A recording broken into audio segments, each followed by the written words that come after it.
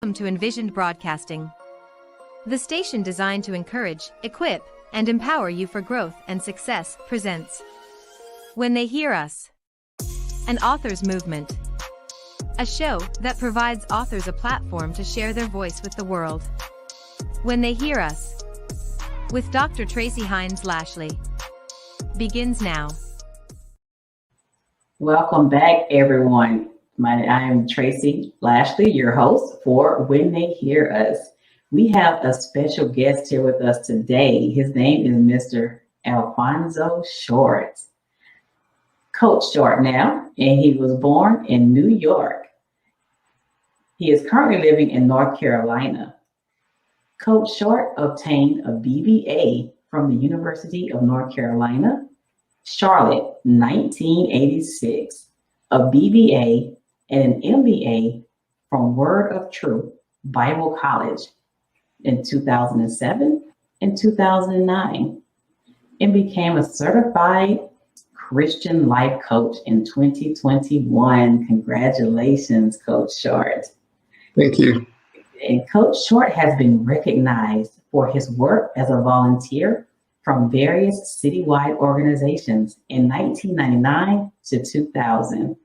He has facilitated a junior golf camp for boys that not only taught the game, but emphasized the importance of core values.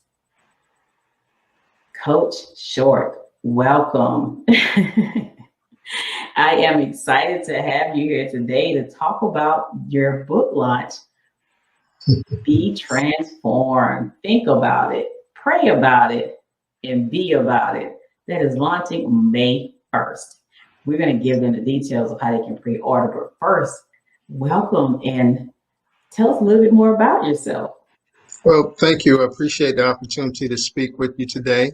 I think you have probably heard things about me because you're in collaboration with my wife in friendship and in business. I'm a 35-year government employee as of April 16th this year. I've been a student athlete. Also have a great passion of working in my community and giving back to young people. It's something that was done for me when I was a youngster and growing up to stay out of trouble and to play sports for discipline. And I've just continued to do it because I saw my family, my mother, and other relatives just give back to the community.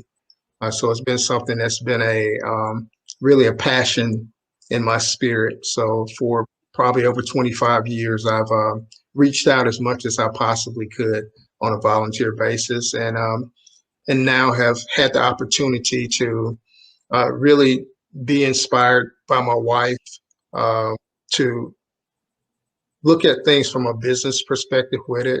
She encouraged me for the fact that she said, you've been doing this all of your life, and you should consider life coaching falls right into your lap. So I took the dive into getting into a curriculum and was successful in completing the curriculum in the past, about a month and a half.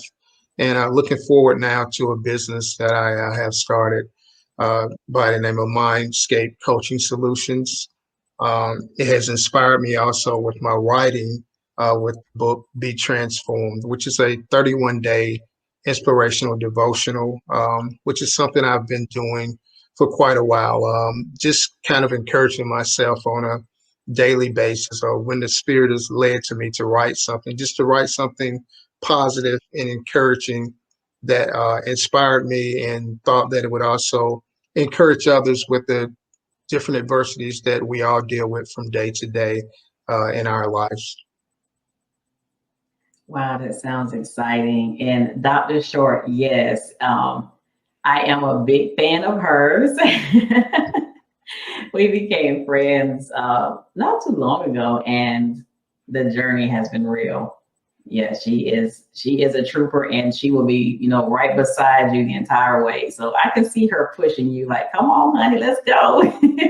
Yes, indeed. And it's all for, for my good as an individual, and to represent what I say I want to do, just to keep me on track. My accountable coach and my lifetime partner.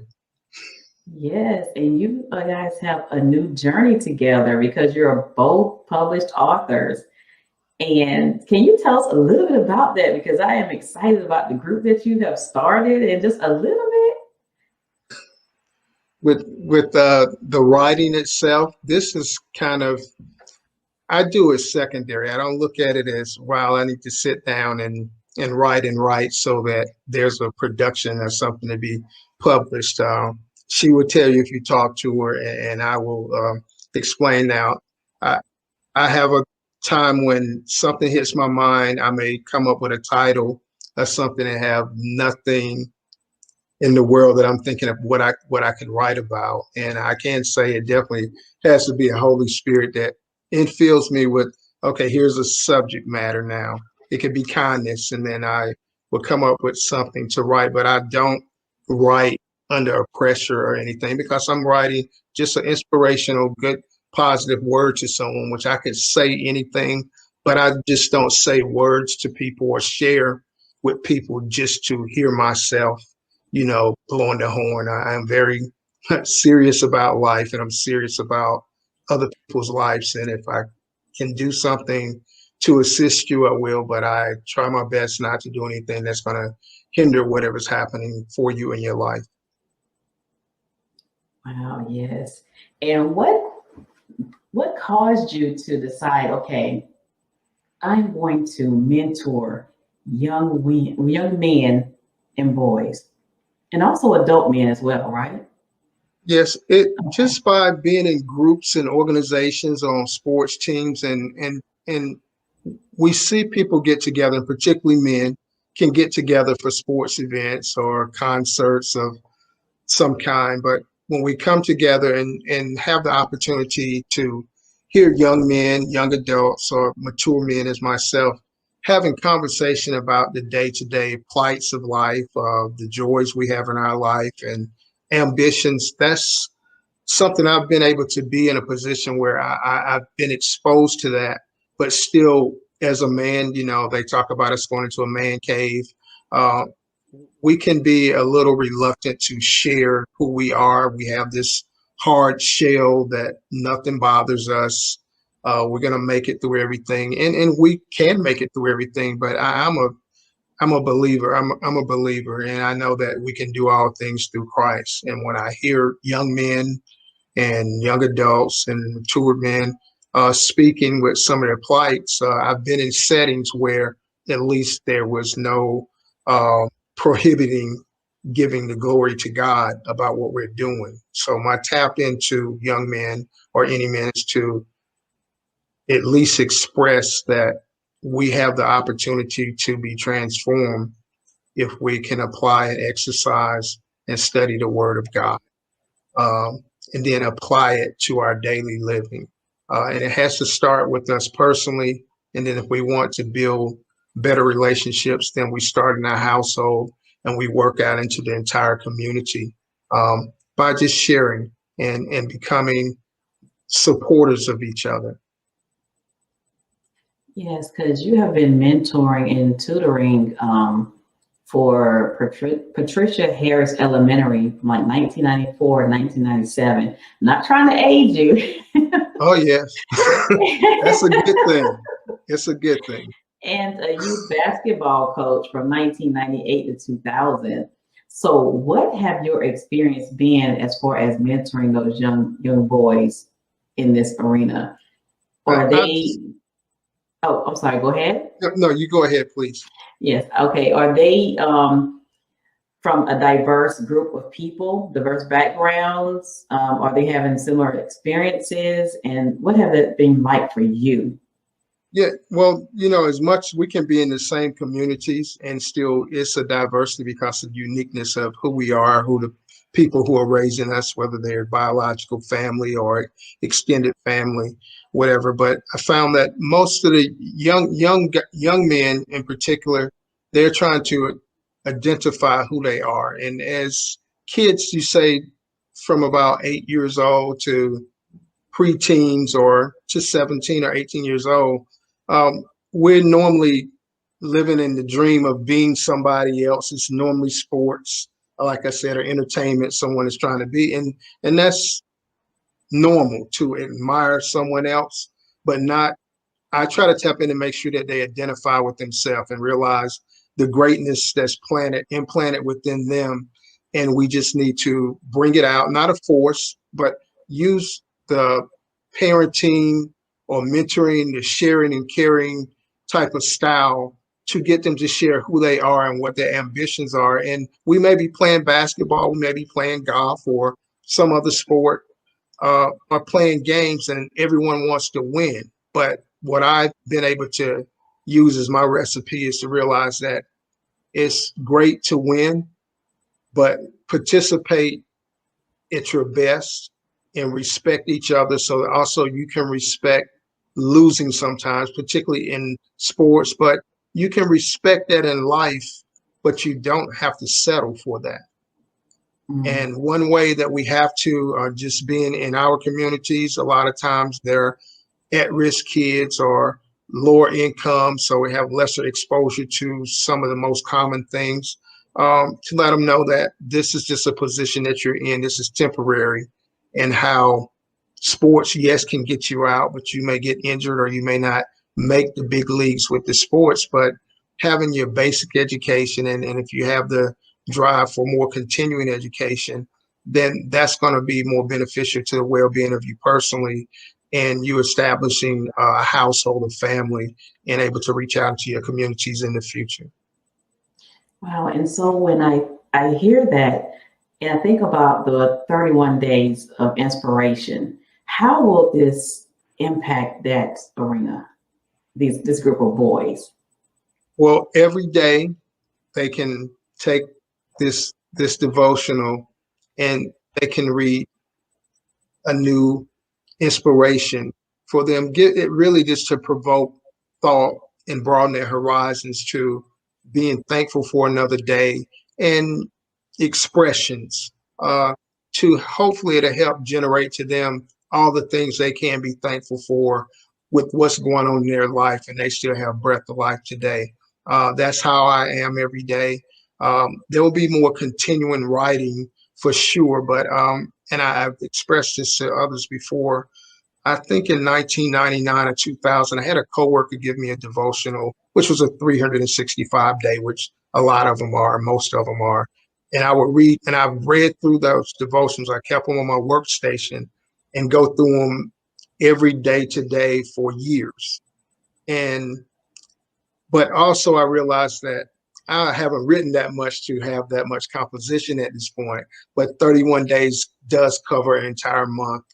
And going through it, you could go back and what you read on the first day, if you come back to it 31 days later, by reading through the inspirational, you probably had some different mindsets, how you look at things. So when you look at day one again, it's like you've been transformed in some kind of way in your life. That's my desire and hope that the results are as I continue to build it where it can be a more extensive type of inspirational devotion. Wow. So when I'm thinking about this, okay, most people have a year long. So what you have done was pretty much chunked it into smaller bite-sized pieces. Yes. So where they're taking a month at a time, and they can take that inspirational devotional book and go back to day one after 30 days or 31 days. Yes. And their mindset will be different because Yes. you have started to transform them. Yes. That is amazing. Wow. Okay. I have 3 boys who are now grown men and 2 grandsons. When we come back from this commercial break, I am going to ask you, what advice would you give me for these young men to be leaders in the community? We will be right back in a few moments. Dr. Tracy Heinz Lashley is a child of God, wife, mother, and grandmother. She was born and raised in Panama City, Florida, before moving to Fayetteville, North Carolina, at the age of 23. She is the lead HERZ architect trademark and supports leaders' elevation to the pinnacle, respect, leadership level, while strategizing team effectiveness and productivity. She specializes in helping women in leadership harmonize family and work life, while developing dynamic and productive teams. She is a dynamic, high-powered professional with a results-charged career in growth and leadership. Her purpose in life is to transform the lives of others by inspiring, equipping, and growing. Her mission in life is to provide leaders with the tools required to ignite an intentional growth mindset that will drive behavior to achieve actionable results of personal value. Her vision is to see women reach their full potential, remove obstacles and knowledge gaps, and lead their life versus just living their life. Find out more about Dr. Lashley at drtracylashley.info. Alphonso Short, Coach Short, was born in New York, lived his formative years in North Carolina, and as adult lived in Washington, D.C., Maryland, Mississippi, and presently in North Carolina. He has been married to his bride, Anissa Kennard Short, since 1988, and in his spare time he enjoys music, reading, and travels to the Caribbean. Coach Short obtained a BBA from the University of North Carolina, Charlotte in 1986, a BBA, an MBA from Word of Truth Bible College in 2007 and 2009, and became certified as Christian Life Coach in 2021. In addition to his over 30 years of federal government employment, Coach Short has dedicated his life to service, specifically to areas that serve to build up men and children. Whether serving as tutor and mentor through the Adopt a School program, coaching boys basketball through his city's parks and recreation programs, volunteering with the Boys and Girls Club, or serving in various leadership positions in ministry, he has been committed to making a difference. Coach Short has been recognized for his work as a volunteer from various citywide organizations from 1999 to 2000. He has facilitated a junior golf camp for boys that not only taught the game but emphasized the importance of core values. Most recently, Coach Short serves as board chair of two nonprofit organizations, Fascinate You Children's Museum and Greater Life of Fayetteville, both of whom serve children and are located in Fayetteville, North Carolina. Contact Coach Short by going to Linktree Coach Short. Okay, we are back. I am your host, Dr. Tracy Heinz Lashley, and you are listening to When They Hear Us. We have our special guest, Coach Alphonso Short, with us today, and he is talking about young boys and men, how he helped them in the communities, and how he can help yours. So I just asked a question prior to the break, because I have 3 boys. The youngest is 20, about to be 21 this year. The oldest is about to be 26, I think. I'm aging myself, okay? So, and I have 2 grandsons. Now, with the older kids, well, adults now, grown men, they, I guess, for a time period, they did have that male influence. And it seems like when they were in school, we didn't have, men, especially Black men, there who could help them. And I remember this one man in middle school for my youngest son, well, my middle son. He actually would call me, and he was so concerned about how my son was behaving in school. His dad was always going off to war or deployed or something because he was in the military. So having that influence, I believe, really helped him at that time. So what would you do, or how do you help other young men out there who are in this situation? Because we don't have a lot of male role models in the schools anymore. And that's very true. And that there really never has been the image of the African-American Black male in the school system. It's predominantly white male teachers, which there's no anti anyone because they're very passionate about their work to teach kids and do their best, but a lot of times it's a disconnect from the cultural standpoint. Yes. With young men, like I said, we know a lot of parents keep their kids just in sports, and I don't knock that, but there needs to be a balance in the sports and your education, and then showing the interest personally. If the parents don't show interest in their community, it would be, you can't expect the child to want to go out and reach out and do things of community service. But we have to start somewhere. If it's not in their household and there are men or kids their own age that's already doing something, it's just kind of lure them in with showing them what it's like to go out on a Saturday morning and just go out to help people. It may be that there's an elderly person in the neighborhood that can't do some of their yard work. That may be a stretch sometimes because they don't won't even empty the trash cans in the house. But to reach out and do something for someone who needs help, uh, whether it's picking up trash, uh, hopefully you can get them involved with some type of organization other than sports. I don't know what rec centers and boys and girls club communities, depending on where you live, would be available. But I believe in teamwork and doing things. And if you can have other peers, whether it's their own siblings or other friends of theirs that will interact with it, so that it becomes even helping, it has to be fun. I have a passion. Most people you kind of tend to gravitate to what you like to do, but you need to learn how to do other things. And being compassionate to our communities and reaching out is something that we have to learn to do, because that's not something that's just born innately. As we can drive through some communities that we know are African American communities and see deprivation of the environment because we just don't do the basic things to keep our neighborhoods looking good. Sometimes that's not putting a negative out. It's a fact. And we work on it that's only going to change if the people of the community do something. You may get some help from the city coming through to do some cleaning, but it's our neighborhood and we need to take ownership and take accountability. So you do it in small nuggets with them. You explain to them that you're not just getting them up on an early Saturday to go do something, but how it's giving back to the community, which is going to be to their benefit as they mature and get older also. Wow, that's fantastic. So you spent 10 years as a youth leader for Word of Truth Ministries International.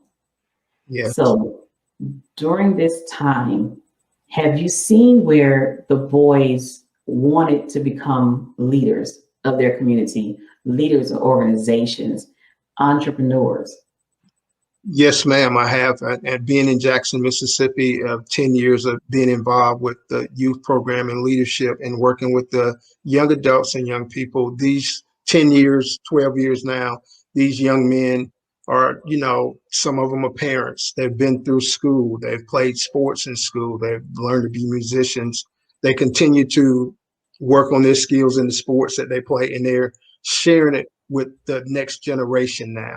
And that's the bottom line to what I like to see, is that they understand you have to give back. And that's the way we're going to kind of dig ourselves out of this hole, so to say, of the bad portrait or social profiling of negativity on the African-American male. And it doesn't make a difference if they're 9 years old, 19 years old, 39 years old, 59 years old. We're all looked at as one type of profile.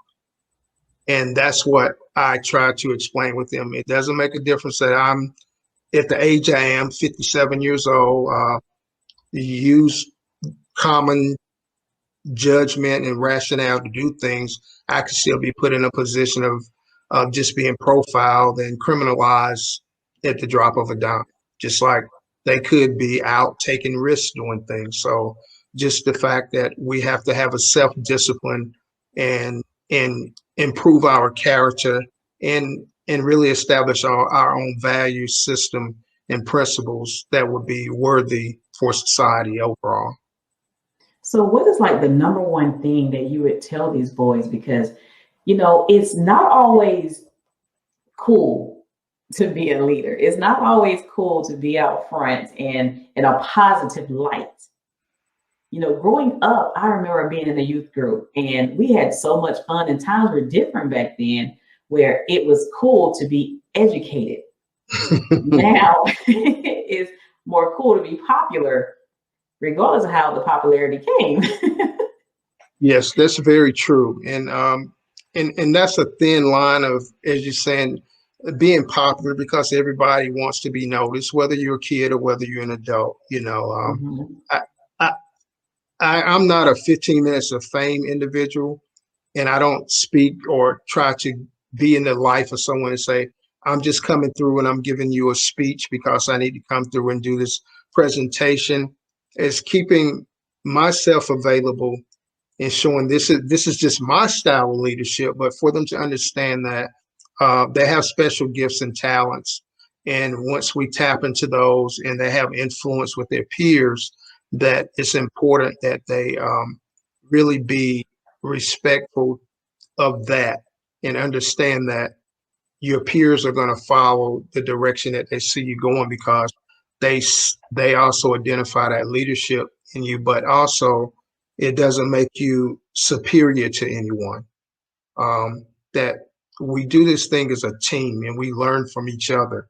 So it's necessary, particularly as young men, that we can we can agree to disagree with things, and we don't have to pull out the weapons or fight or just, lose friendship with someone because of minor disagreements when you look at it at the end of the day. The biggest fight for our neighborhoods is that what a parent may not be able to do, and maybe even resource centers of outreach programs like Boys and Girls Clubs and other organizations may be missing something. There are gangs out there that they make it easy for them. And little young men are going to pull or be gravitated to somewhere where they can go and feel like they're the man, so to say. And a lot of times it's very misdirected intention on these organizations that we may not call a gang now, but later on you see that they're very organized and they operate with great intention of sucking our kids into the bad ways of life. And you see good kids all of a sudden, it's not just about, oh, they're doing drugs. They may not be doing drugs or anything, but they may be very evil and are bullies in school. They may make acceptable grades, but they still are hooked up with the wrong people. And by association, eventually it will catch up with them. They say you live by the sword, you die by the sword. That's why we see so many young African-American males going to the wayside between the ages of 10 and 15 now. And I've worked with some police officers before, and I understand it's scared straight. But as you said, the kids are not scared with that stuff anymore. No, they're not. Yeah. And for some reason, the young boys and men, they're thinking that, well, it's not good to be afraid. It's not good to be scared. It's not good to show your feelings. It's not good to, need someone. I'm having this issue with my oldest son, and he's thinking, oh, man, I got to do this on my own. I'm a man, Mom, I can't be, out there looking weak. And, I'm like, oh, man, what would you say to him? That I would hope that he would give himself an opportunity to extend himself to maybe being a part of other men groups, to get with some meetings with men. It could be brothers getting together to pray, brothers just getting together that's talking about life and trying to do better, and then realize that you have to have help. Our success is built on our association and relationship with others. No man is an island in himself. And what you're speaking, because you're saying your older son. And I know that's true, because like I said, men 26, 35, 40, 50, I see it in just my current interaction with men. This is something that we battle with, of being able to be vulnerable and being able to ask for help and realize that there are many people watching you and really want to reach out to you. And you have put up that shield where they don't want to violate your privacy, yet they don't want to see you fail. And they see you failing just because you want to allow the outreach of hands and the outreach of other brothers to go with you through your journey and get you through a segment of life that you just don't understand. But I'm 36. I may not have been down every path of your life, but I have 10 years of some other journey of life that I probably have a nugget or two that I could drop on you that may make all the difference in how you're thinking, because that's the block that we have, is how we're thinking about the situations that we're in. Man, you hit the nail on the head. I'm actually, this is very emotional for me, because I don't want, him or any other, young man to fall down this trap. And what you are doing for these men in the community is like, it is so needed because we always hear about pulling up these young girls, you know, being there for the girls. But my sister would always say, what about the men? Yes. Who is there for them? Yeah, I've often something, and I don't want to get into any politics or that's with urban development. I've often wondered how you see young ladies, they end up unwedded mothers, so they have to go on to subsidized living in the projects, or so to say, or Section 8, whatever they call it, and depending demographically where you live. And they're given the opportunity to have housing, so they have safety and housing for the kids while they hopefully can move forward with their lives. And I've always said, what if a young man could get some help for 2 or 3 years with some subsidized living? Yes. And where would he be if that system, but the system isn't set up for that? It was not set up for that, and with reasons, so to say. So we have to be that source of subsidizing the basic needs that we need from an emotional standpoint to keep our mindset right, that we move forward, and not about just giving up. We don't get settled where this causes depression or causes anger, where we go out and we do things that end up putting us in the criminal system. Because once we can get that mark, then the strikes come easy against us after that. And so does the opportunities for the things that we were dreaming about, what we wanted to do or would like to do.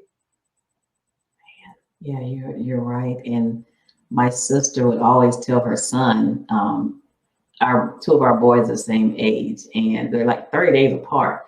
And she would always be like, look, you got to be on the straight and narrow, because by the time you're 18, they're going to want to have a target on your back.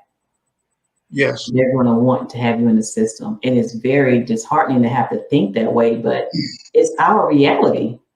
It is. And the thing is, what you're saying, we're already in the system before we're 18. We're already in the system before we do one thing. And this is not crying out and sharing, before we do one thing that may be unlawful. We're already there. And when you grow up and you see your peers who did actually get in trouble, and they may have had short-term jail sentences or whatever, correctional programs, and they come out, then they it disheartens the individual. And then those people were not really, the young people were not really reformed in any way. So they come back and they kind of glorify. I was telling my wife not long ago, young men that I was growing up with, being a teenager, young adult, and being in North Carolina and being in Washington, D.C., little different attitude and mentality. And my guys in D.C. would be like, yeah, we're going to the farm for a couple months. And they thought nothing about going into the correction system for 6 months or 18 months, or actually being in a penitentiary for 3 years for whatever they were doing. And I was like, no, that's not my type of thing. But they was like, but it was comfortable because everyone they grew up was there or been there or will be there with them eventually. So they become comfortable of oppression really by our own acts. That it was not the man who made us go out and rob someone or even make us sell the drugs or whatever those heinous acts are.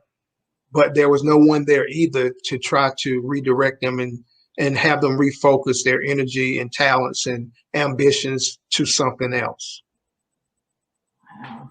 Yeah, and you're so right. I think about when I was growing up, and it's like the same people were going in and out, just in and out of jail like it was nothing. And I'm like, whoa. And then like today, a lot of us still, that 3 strikes you're out rule. So their sons are growing up without a father. Yes.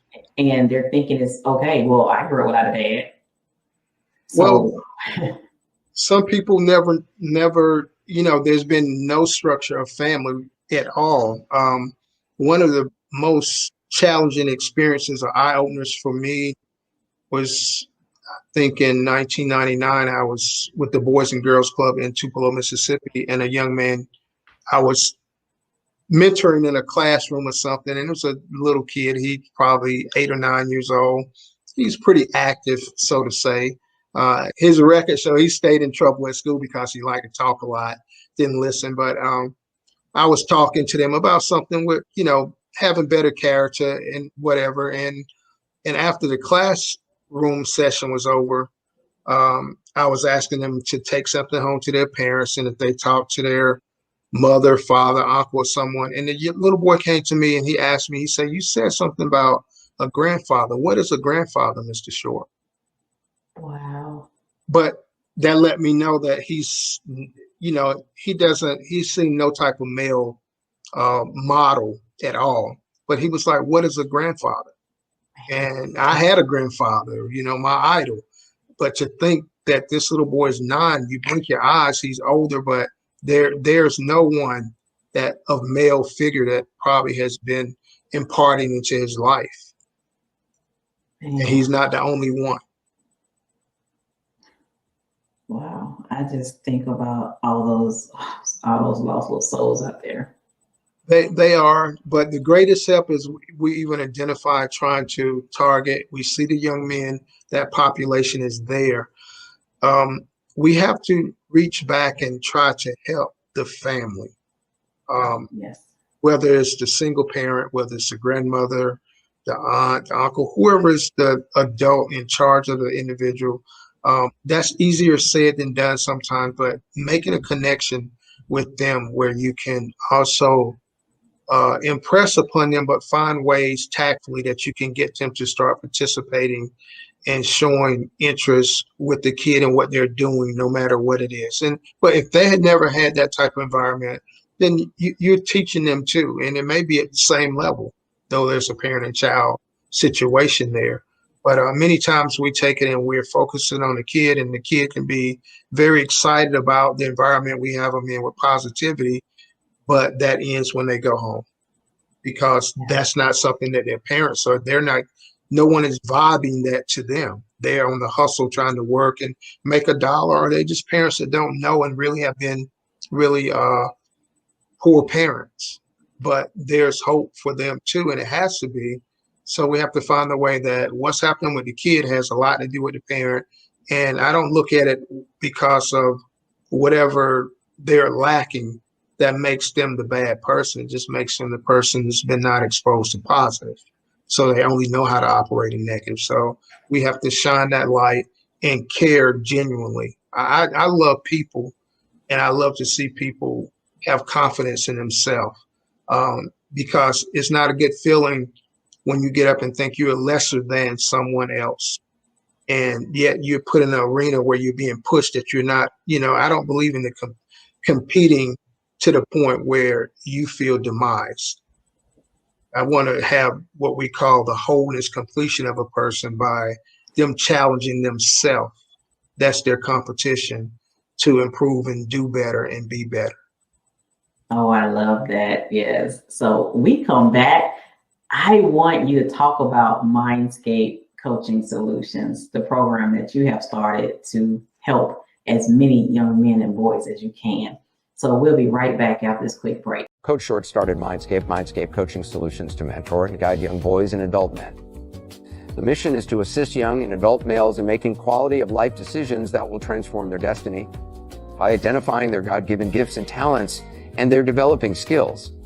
We will encourage, inspire, and empower each to embrace their goals and ambitions from a faith-based perspective.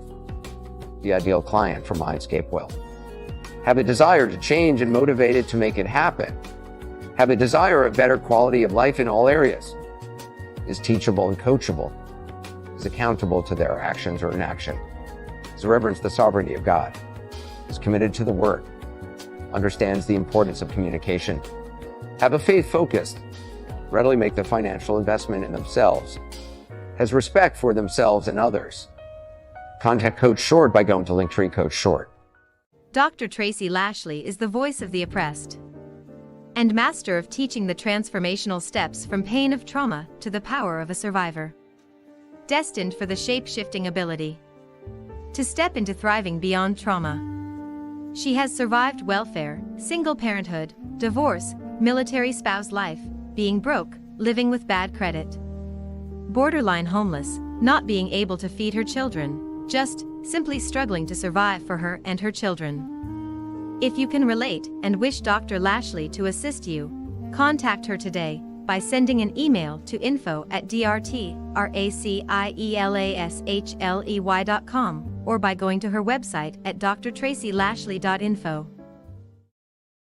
We are back. You're listening to When They Hear Us, and we have our special guest, Alfonso Short, with us.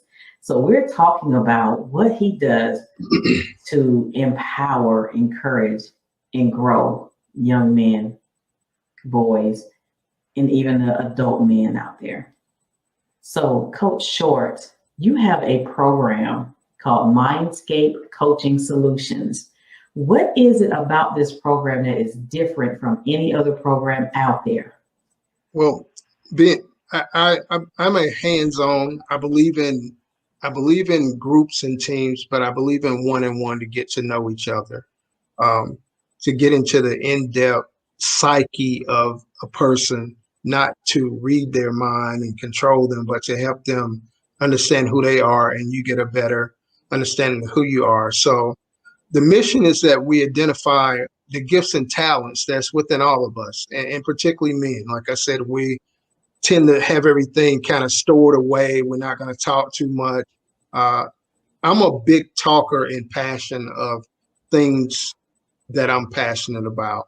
And I'm not a nosy person that want to know your business. But with mindscaping, is just what it is. We have to get into the mind, and we have to express those things so that we can know where we need help and know what we need to improve. And with young men, young adults, older men, we never stop growing and wanting more or dreaming, no matter what our socioeconomic status is. And it's getting to tap into individuals really who have come to grips that they know it's more in life they want for themselves, for their families, for their careers, and they're inspired and they're willing to embrace being accountable to someone who is willing to take that journey with them.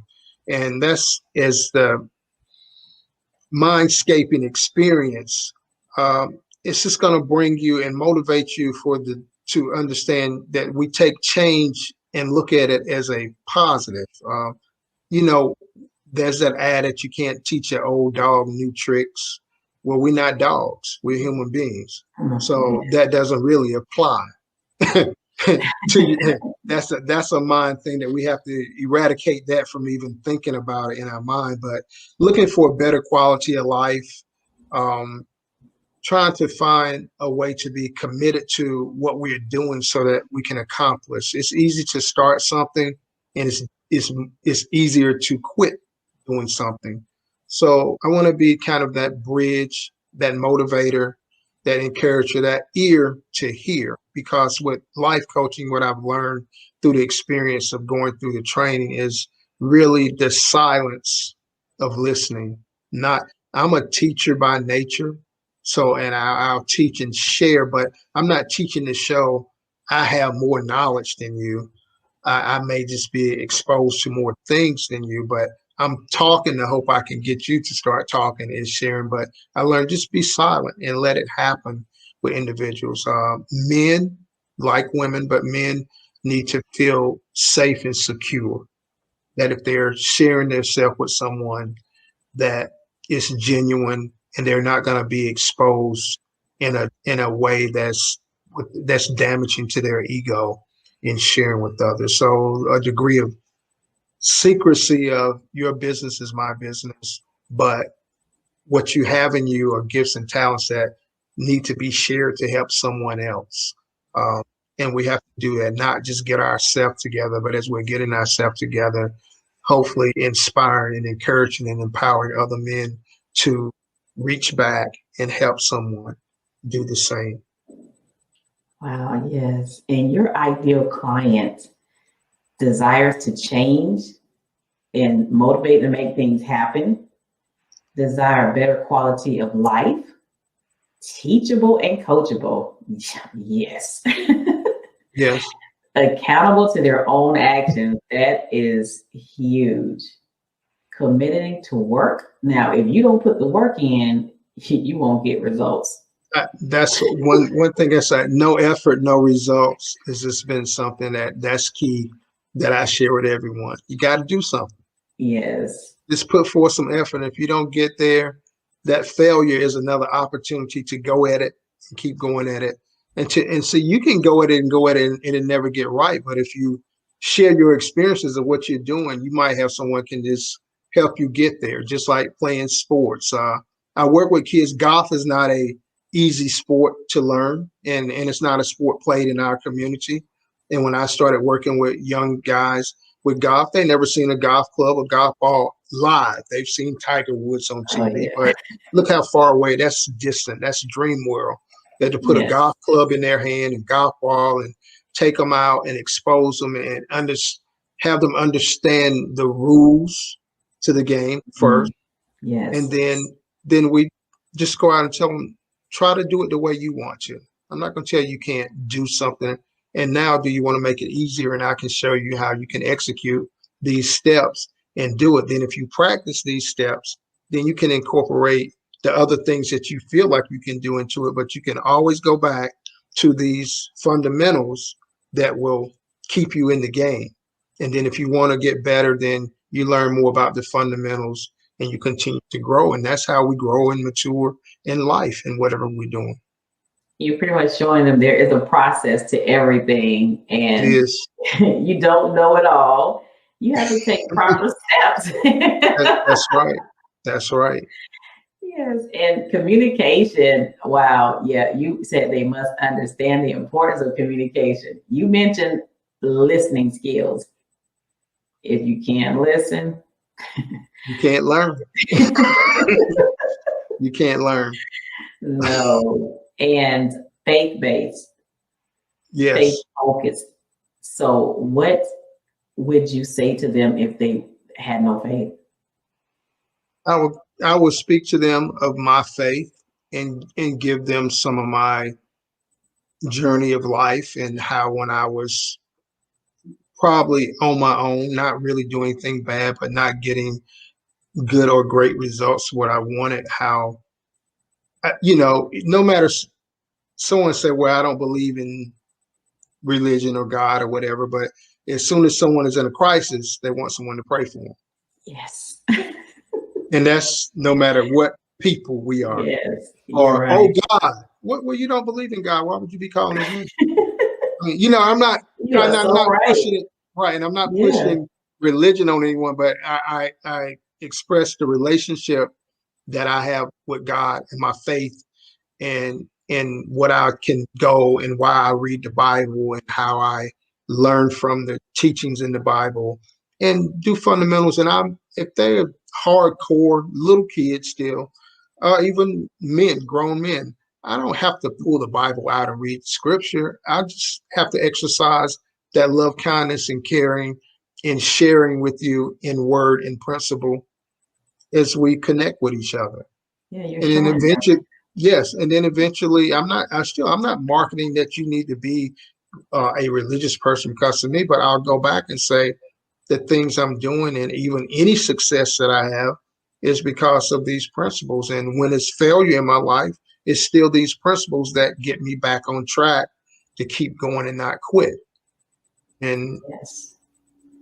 There's more things that you state your ideal client, and this is very big to me. Now we will go out there and spend $200, $300, $400 on a pair of Jordans. Yes, you will. We will not pay for education, training, or growth opportunities. Yes. So they must be ready to make a financial investment in themselves. How important is that? Well, that's greatly important in any learning. Just that's why a lot of people are not going to school that may have ambition because they can say, well, I don't have a financial aid.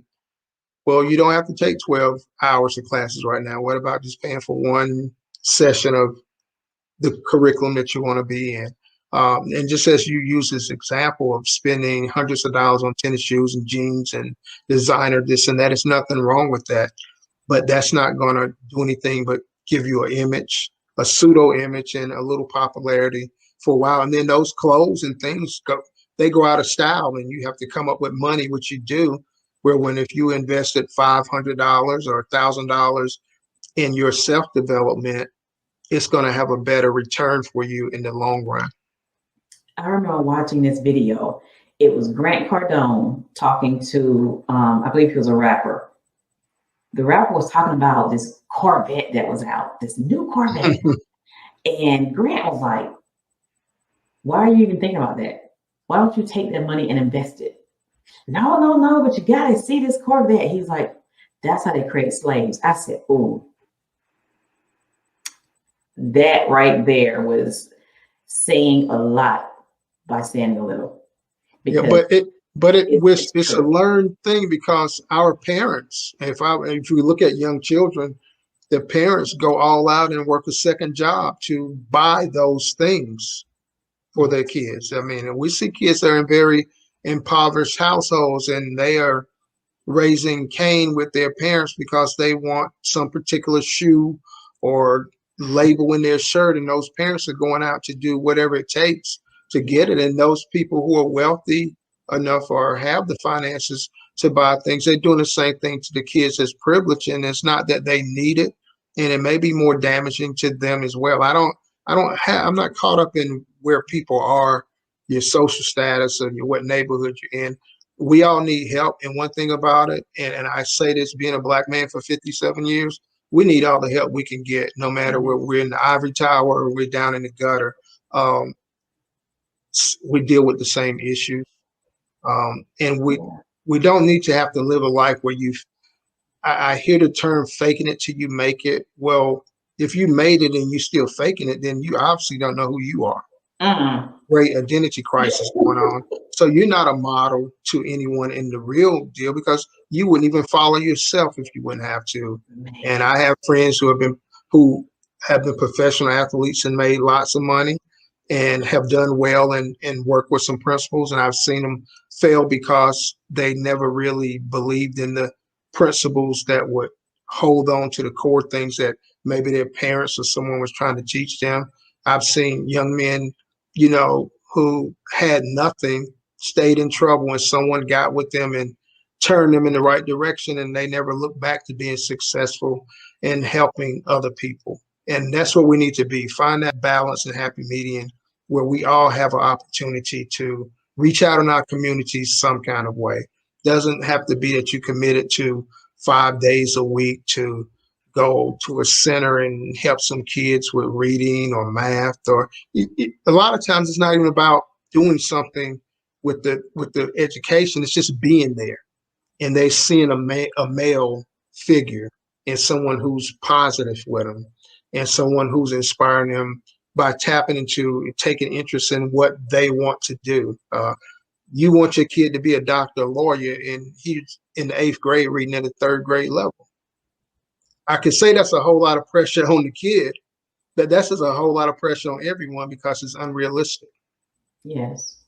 So let's get those medians that if we love our kids, as we say we do, let us, and I don't have children, and I don't say this to start any riot with anyone, but be careful that you're not prostituting your kids for you to look good, and then you got a problem with the system doing it when you let them out your door every day. That was a powerful message and a great way to end this segment. I really enjoyed, this conversation today, and it is going to help a lot of people. And I am sending this to my sons because they need to hear your message. So your book will launch on May 1st. They can pre-order by going to payhip.com/b-as-in-ball/9021. But how can they get in touch with you? I can be contacted through Facebook at Mindscape Coaching Solutions. Also, my website is mindscape-coaching.com. And soon I will have also a contact phone number that I'm getting in order now where I can be reached. Okay, that was amazing. And I thank you for being on this show today. So you have been listening to When They Hear Us with Alfonso Short. And look, buy his book because this 30 days of inspiration will help you and your sons, even your husband. So until next week, see you then. Thank you for listening to When They Hear Us, where Dr. Tracy Heinz Lashley and her guests provide stories and experiences. This is also a platform for authors to encourage, empower, and equip people around the world with their voice. To learn more about Dr. Lashley and her quest to share the voice of powerful writers, go to her website at drtracylashley.info. You may also contact her by sending an email to info@drtracylashley.com. Remember to always intake